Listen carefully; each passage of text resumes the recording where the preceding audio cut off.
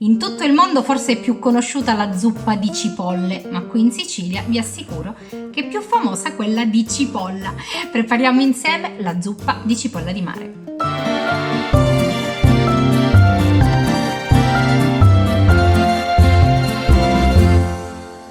La cipolla di mare è questo pesce qui, parente strettissimo dello scorfano, ma se punge, e punge, fa meno male. Mettiamoci all'opera. Oggi prepareremo questa zuppa, che in realtà è un guazzetto, che può essere consumata così, col pane pucciato, piuttosto che invece essere la base per cuocervi la pasta spezzata. Anzi, a dirla tutta, gli spaghetti spezzati, perché dovete sapere che in Sicilia per gli spaghetti spezzati non ci scandalizziamo. Ci scandalizziamo per altro, ma per gli spaghetti spezzati no, anzi.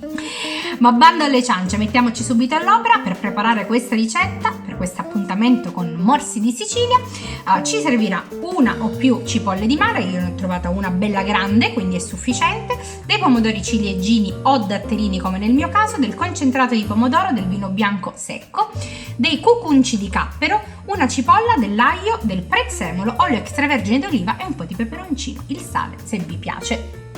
Peperoncino se vi piace e il sale. Veniamo subito a noi. Per prima cosa occupiamoci della cipolla di mare. È stata già desquamata ed eviscerata, adesso la sfilettiamo. Prima di tutto però, poiché ha delle spine particolarmente invadenti, eliminiamole con una forbice prima di farci male. Cioè, le ultime parole famose. Non ammazzare a cui dico io.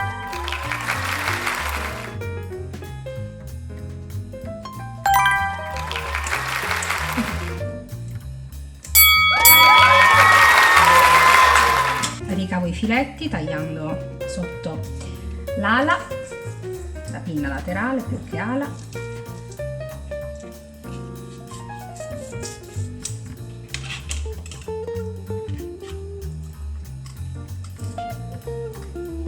E voilà, e due. Una volta pulita la nostra cipolla di mare, la testa, che è saporitissima, contiene un sacco di pesce, un sacco di polpa, qui proprio le guance che sono buonissime, ovviamente non la buttiamo. E stessa cosa facciamo con la lisca centrale, ci andiamo a fare un brodo. Quindi io ho già preparato una pentola con dell'acqua fredda, immergo il pesce e vado a partire un brodo da freddo, così il brodo si insaporisce. Aggiungo anche una cipolla così tagliata in quarti, solo per profumare un po' l'acqua, e porto a bollore. Riprendiamo i nostri filetti, continuiamo la loro pulizia e li andiamo a spinare. Soprattutto nella parte della pancia le spine ci sono e sono anche grandi, quindi sentiamole con le dita per essere certi che non ne stiamo lasciando neanche una.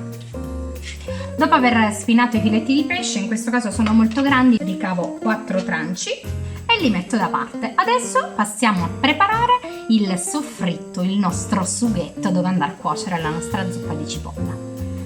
Il nostro brodo fatto con la testa e la lisca del pesce sta per sobbollire. Una volta che parte il bollore abbassiamo la fiamma e lo teniamo a fuoco molto dolce. Facciamo in modo che non raggiunga il bollore, quindi che si mantenga sempre sotto i 100 gradi, e iniziamo preparando, come vi dicevo, la base del nostro sughetto.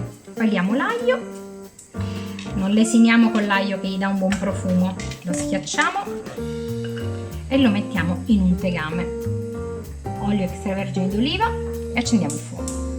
Nel frattempo tagliamo a metà i pomodori datterini, aggiungiamo un po' di sale al nostro brodo, teniamone conto. Poi, quando l'olio sarà caldo e il nostro aglietto si sarà imbiondito, andiamo ad aggiungere il concentrato di pomodoro.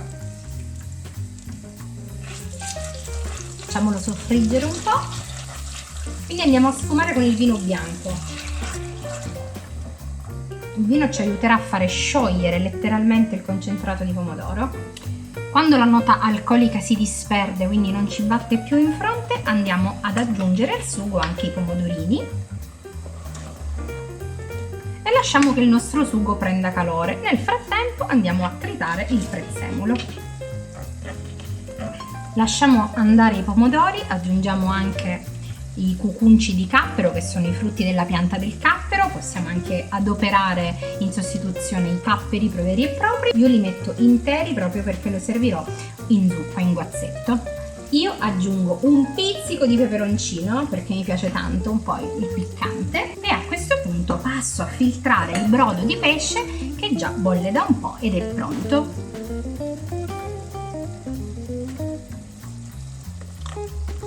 Trasferisco il brodo all'interno del tegame con il sugo di pomodoro.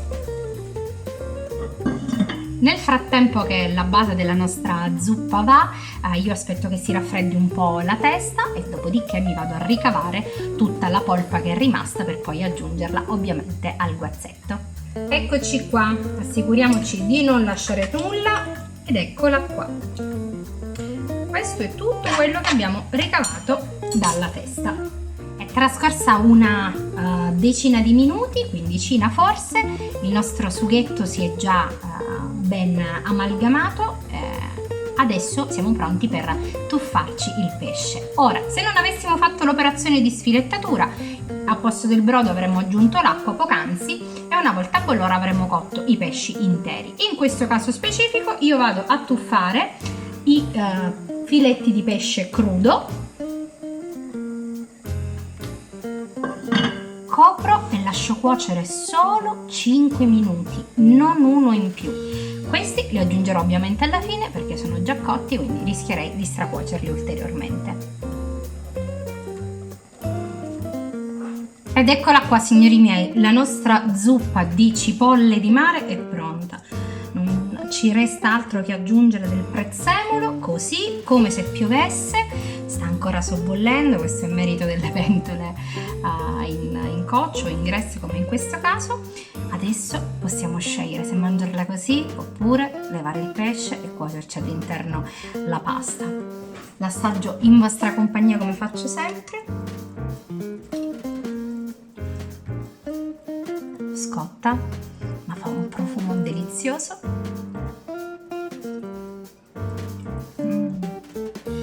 Ragazzi, è buonissima, semplice, acidina al punto giusto, dolce, fantastica, fantastica. E questo metodo ci consente di mangiarla con tranquillità, senza preoccuparci delle spine e anche con la cottura del pesce giusta.